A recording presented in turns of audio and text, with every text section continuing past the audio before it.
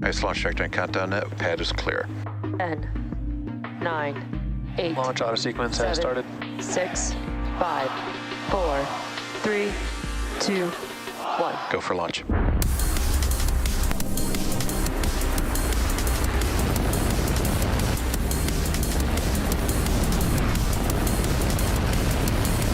Vehicle is supersonic.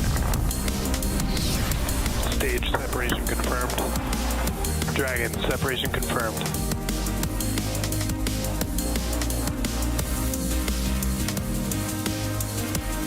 Stage 1 is transonic. Landing legs have deployed. And Falcon 9 has landed.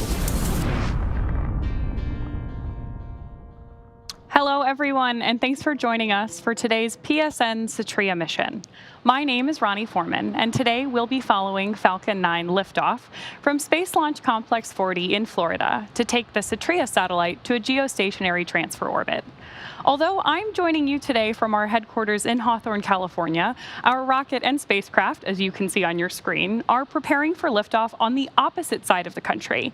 Right now, you're seeing a live view of our launch pad in Florida.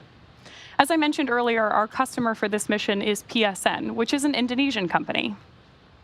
If you're unfamiliar, Indonesia is located in Southeast Asia, surrounded by both the Indian and Pacific Ocean. It's also an archipelago, which means the country of Indonesia is comprised of more than 17,000 islands. Being an archipelagic country with mountainous topography means Indonesia is one of the world's most challenging territories for telecommunication infrastructure. Satellite-based telecommunication services remain the solution to reduce digital divide by connecting the challenging frontier and outermost areas with high-speed connectivity. Our payload today, Satria, will be a key part of Indonesia's digital infrastructure development with a 150 gigabits per second capacity supported by very high-throughput satellite, or VHTS technology. That will not only promote digital equality, but also economic growth as it becomes increasingly pivotal in a post-pandemic economic recovery. Now, at T-minus 9 minutes 34 seconds and counting, we're well into propellant loading on the vehicle today. Both the rocket and spacecraft are healthy, and weather is green. Of course, the range is also standing ready to support a liftoff of 6:21 p.m. Eastern Time. But if for some reason we don't launch today, we do have a backup opportunity tomorrow.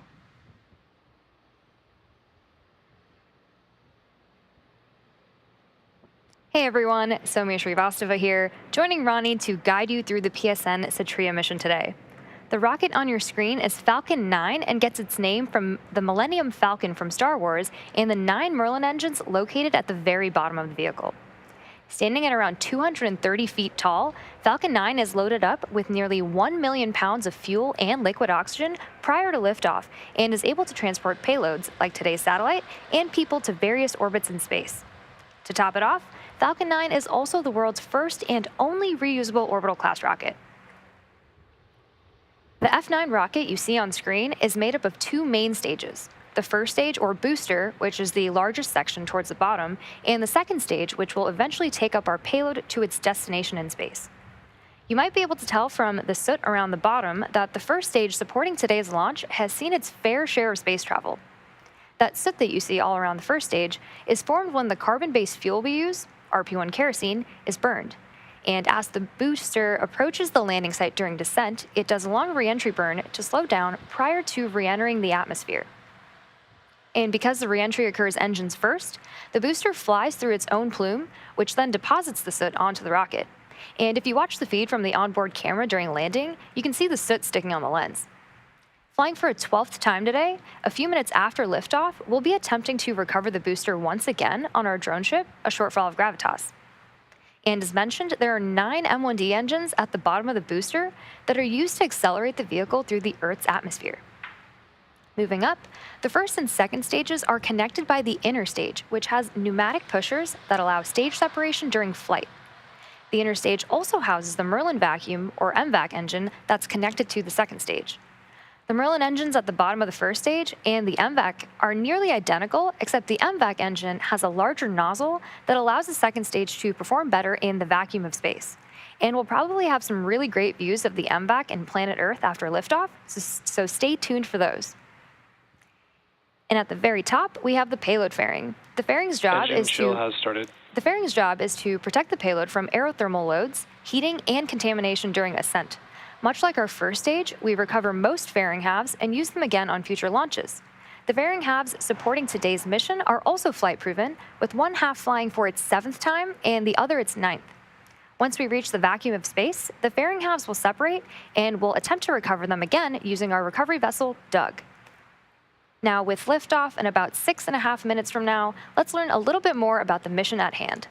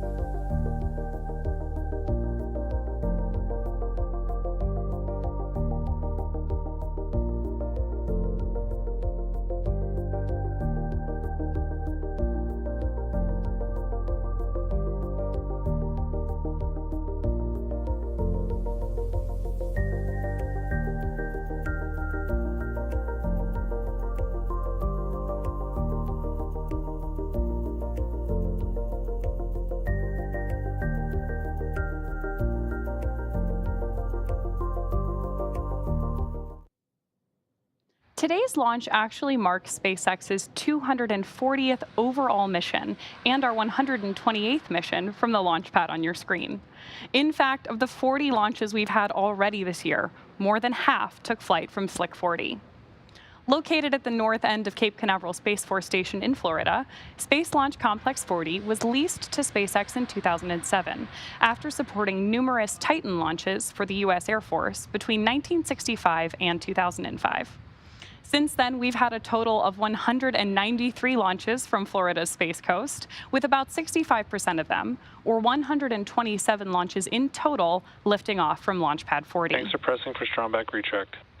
SpaceX is planning on building a crew tower at Slick 40 as well to be able to launch future crew and cargo from this launch pad, in addition to 39A, which is bringing us another step closer to making humanity multiplanetary.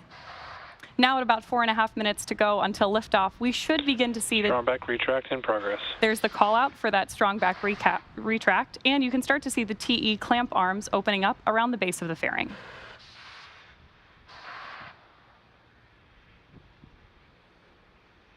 You can now see those clamp arms opening up, and as Ronnie mentioned, once the clamp arms are fully opened, the TE, which is hinged, will retract away from the vehicle in preparation for launch. You'll also hear it referred to as the strongback over the nets. And at this point in the countdown, both the first and second stages are nearly fully loaded with 1 million pounds of kerosene fuel and liquid oxygen. Both the first stage and second stage should finish loading propellant about a minute apart from each other. The first stage finishes up at about T-minus 3 minutes, and the second stage at T-minus 2 minutes. You may have noticed the white clouds around the vehicle. Those clouds are actually vented chilled gas from above the LOX tank liquid surface that we vent overboard to maintain pressure in the tank as needed. And when that gas comes out into the Florida air, the humid air condenses into those clouds that you're seeing. And then at T-minus 60 seconds, Falcon 9 will be in startup. And that means that the rocket's autonomous internal flight computers will have taken over the launch countdown. And there was that call out there for stage 1 LOX load completion. And just inside of T-minus 2 seconds, we light the Merlin engines for liftoff. The PSN Satria payload continues to be healthy, and the Falcon 9 team is currently tracking no issues on the rocket.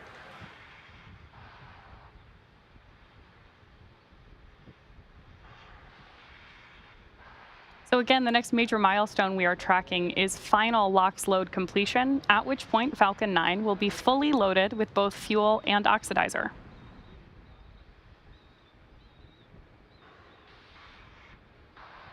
Picture perfect day on the coast of Florida, too.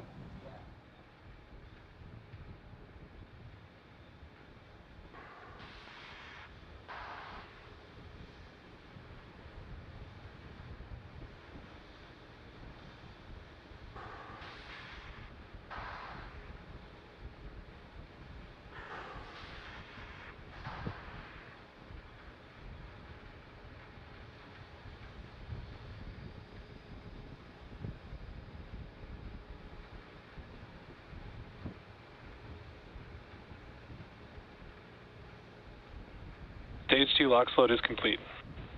There's confirmation that we are fully loaded with fuel and oxidizer ahead of today's launch. And fun fact, at liftoff, Falcon 9 will be burning about 700 gallons of that fuel per second. Ground gas closeouts.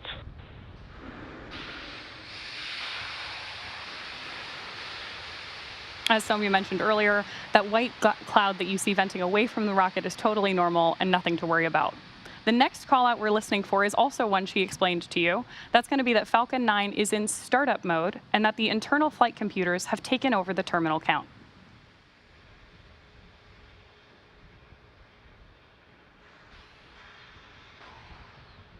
Falcon 9 is in startup. The final milestone we're listening for on the nets is the call out from the launch director that we are go for launch.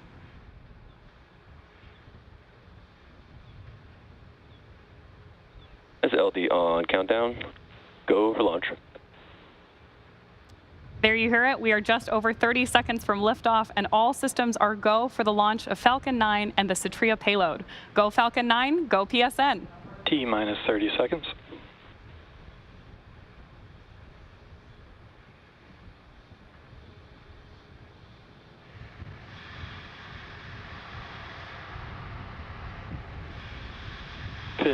Seconds. T minus 10, 9, 8, 7, 6, 5, 4, 3, 2, 1. Ignition. And liftoff. Go Falcon, go PSN. Stage 1 propulsion is nominal. Vehicle is pitching downrange.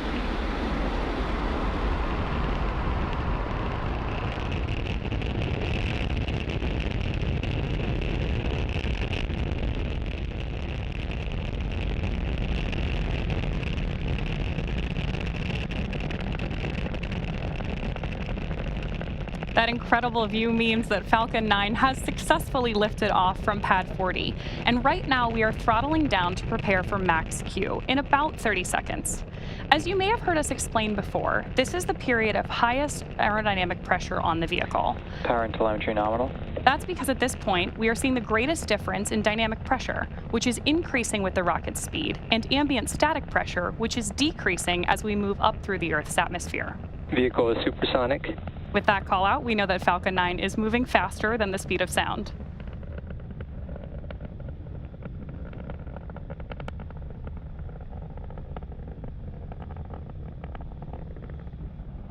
Max Q. With confirmation that we've passed through max Q, we have 3 events coming up in quick succession, starting with main engine cutoff, stage separation, SES-1, or second engine start 1. Main engine cutoff, or MECO for short, is where all 9 Merlin 1D engines will shut off to slow down the vehicle in preparation for the next event, stage separation, or stage sep for short. That's where the first stage booster will separate from the second stage. Right after stage sep, the first stage will start its journey back to Earth, targeting a landing on our drone ship, a shortfall of Gravitas, which is currently stationed in the Atlantic Ocean, about 680 kilometers downrange. Now, during that time, Stage 2 will continue on its journey to space with the third event, Second Engine Start 1, or SES-1 on the nets. And this is where the single MVAC engine will ignite to propel the second stage along with the PSN Satria payload to orbit. In addition to these 3 major events, the fairing halves will also separate less than a minute after SES-1, so keep an eye out for all of those coming up in about 10 seconds.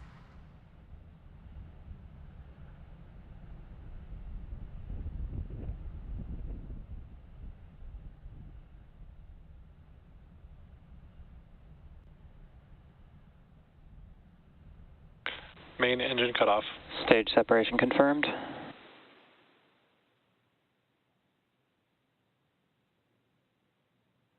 MVAC startup. So you heard the callouts there, and you can see on your screen in this great dual view that we have that the MVAC engine on our second stage has ignited. Now, this is the first of 2 second stage burns that we're tracking for this mission. And the first stage on the left-hand side of your screen is coming back to land on our drone ship, a shortfall of Gravitas. Now, we are also expecting fairing deployment. Both vehicles are on nominal trajectories. With that, we know that both vehicles are headed in the right direction. And as I was describing earlier, we are expecting fairing separation in just about 5 seconds.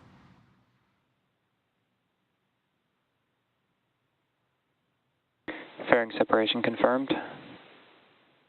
As some of you mentioned earlier, reusability is part of our secret sauce here at SpaceX. So with that confirmation of fairing separation, we know that both of those are coming home again. The first, or one of them, is flying Acquisition of signal Bermuda. for the 7th time and the other for its 9th.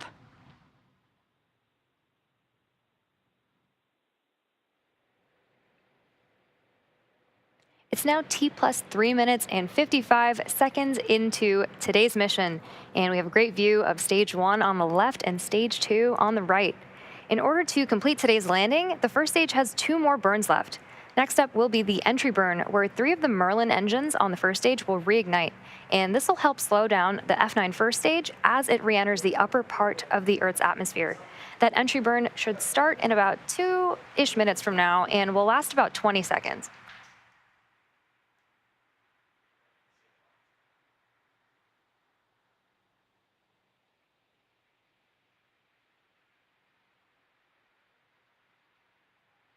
You can see 2 of the 4 hypersonic grid fins that are positioned near the base of the inner stage on the booster.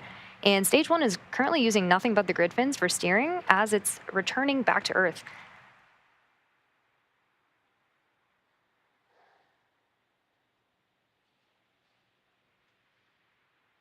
You can also see those little puffs of gas. Those are nitrogen gas bursts for attitude control, and they also help orient the rocket on its way back down.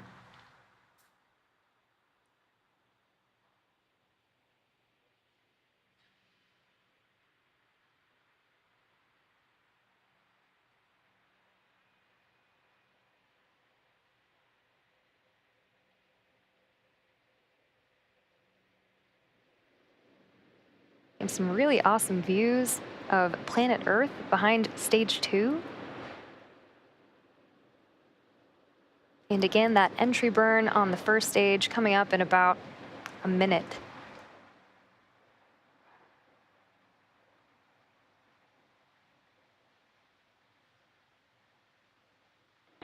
Both vehicles are on nominal trajectories.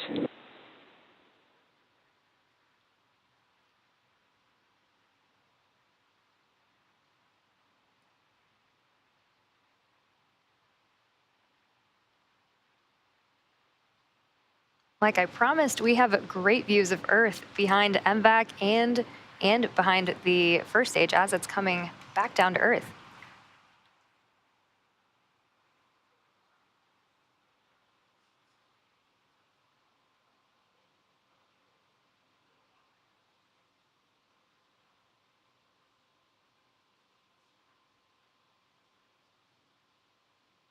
Stage 1 entry burn startup.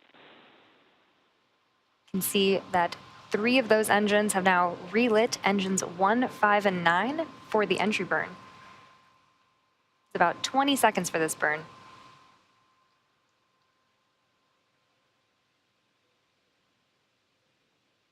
Stage 1 entry burn shutdown. Now, with confirmation of entry burn shutdown, we have one last burn before the first stage attempts to land on our drone ship, and Stage 1 FTS has saved. and that is the landing burn. During the first stage landing burn, a single Merlin engine, E9, will relight and slow the vehicle down for its landing attempt on our drone ship, a shortfall of gravitas. As a reminder, the booster supporting today's mission has now flown for its 12th time, having previously supported CRS-22, Crew 3 and Crew 4, Turksat 5B, CRS-25, guidance. Eutelsat Hotbird 13G, O3B mPOWER, and 4 Starlink missions.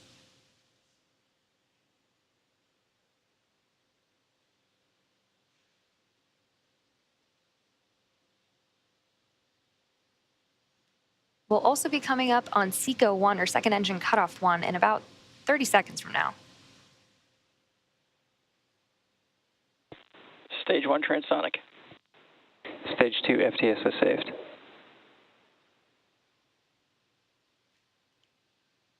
can see that MVAC continuing to glow bright orange until SECO 1.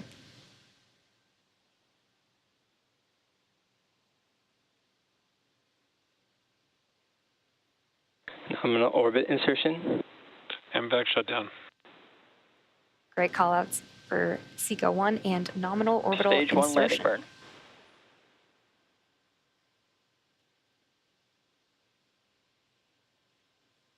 Expected loss of signal, Cape Canaveral. There's that view of landing burn. Stage 1 landing leg deploy.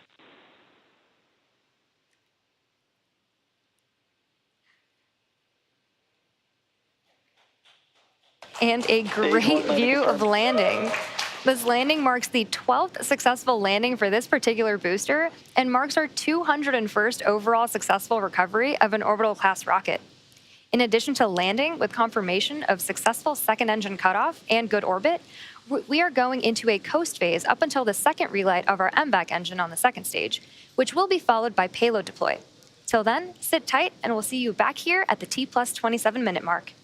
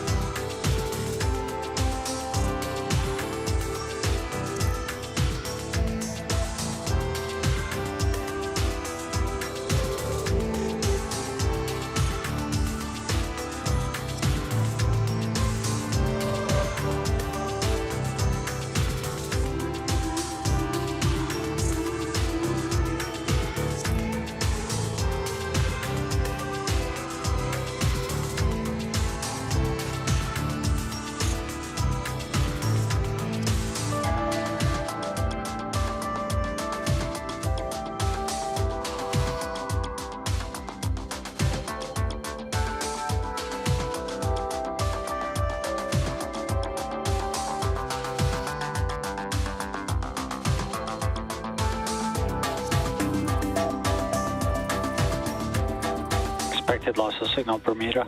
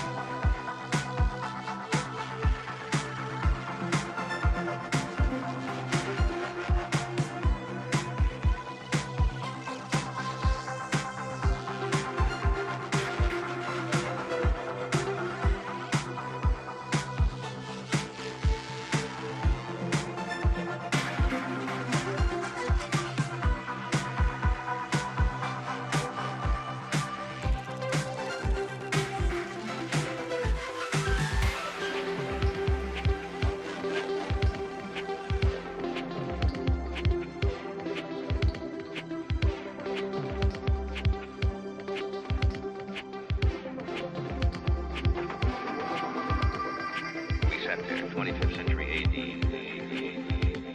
We sat there and looked at a rocket from Mars, and you just boggled the mind. And the technology caught up, didn't it?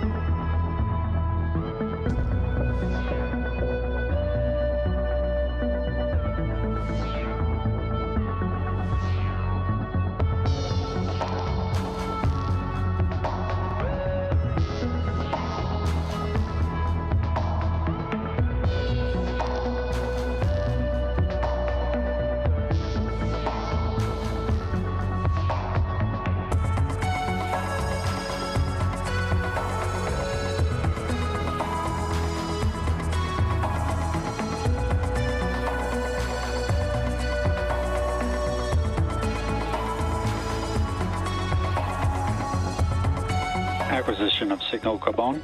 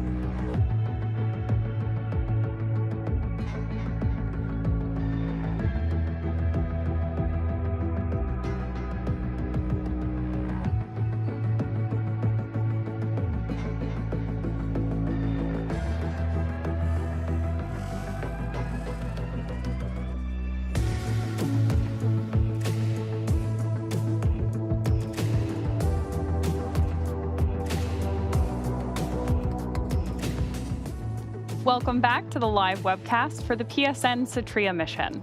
If you're just joining us, liftoff occurred at 6:21 p.m. Eastern Time from Space Launch Complex 40 in Cape Canaveral, Florida. After liftoff, we also had successful main engine cutoff, stage separation, ignition and shutdown of the MVAC engine on the second stage, fairing separation, and a successful first stage landing. Coming up shortly, we'll have the second burn of our MVAC engine, which is what you can see on your screen now. This is on stage 2, and we'll do this burn prior to payload deployment, which basically means we will relight and then shut down the second stage engine another time. Now, we are expecting this burn to last just about a minute. Beautiful views from up in space there on your screen right now. And we're essentially using this to finalize the placement of stage 2 and the payload in our desired geostationary transfer orbit. That also means that this will be the last burn of stage 2 before we deploy the payload today. We're expecting about another 30 seconds on this engine burn.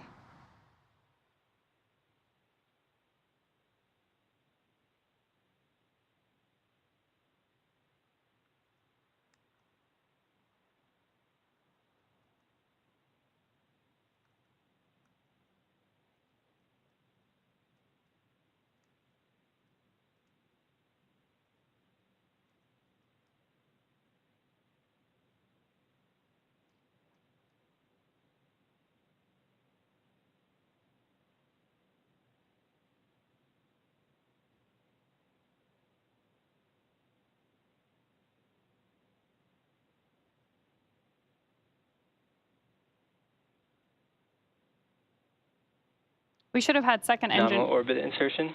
And there you hear, we've had second engine cutoff and nominal orbital insertion. So with confirmation of both the second engine cutoff and start and cutoff, we will join you live to cover that payload deployment in about 6 minutes. So sit back, we'll see you in a few.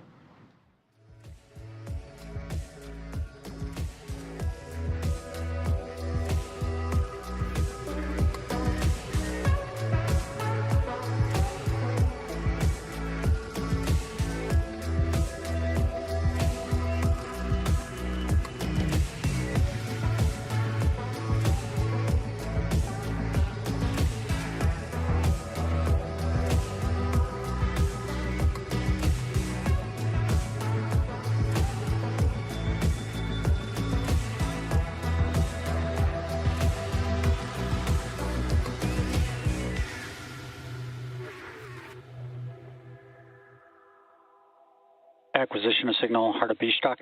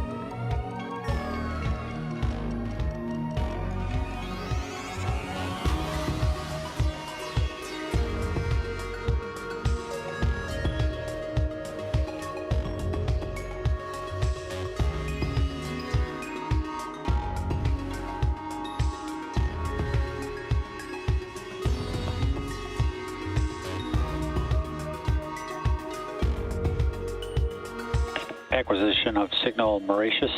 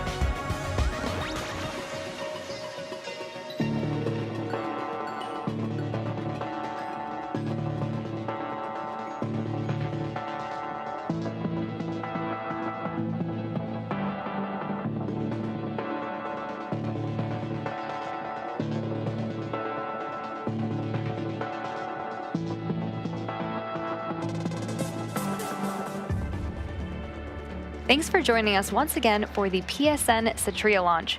We've had a great mission so far, and we have just one major milestone left in our mission, which is payload deploy.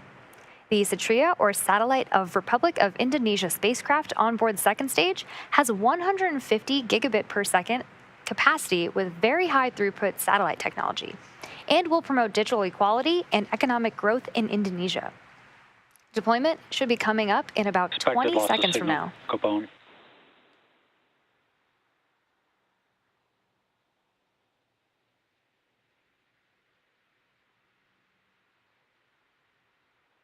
You can see the payload on your screen right now. Acquisition of signal Maldives.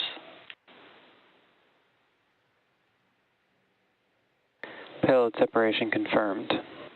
And there you can see on your screen the payload drifting away from our stage 2.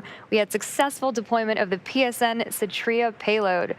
And with that confirmation, we will bring today's webcast to a close. Today's mission marked SpaceX's 240th overall mission to date and 41st mission of this year. We'd really like to thank our customer PSN for entrusting us with today's mission and all of you for joining us. We'd also like to wish everyone a wonderful Father's Day, and we'll see you next time.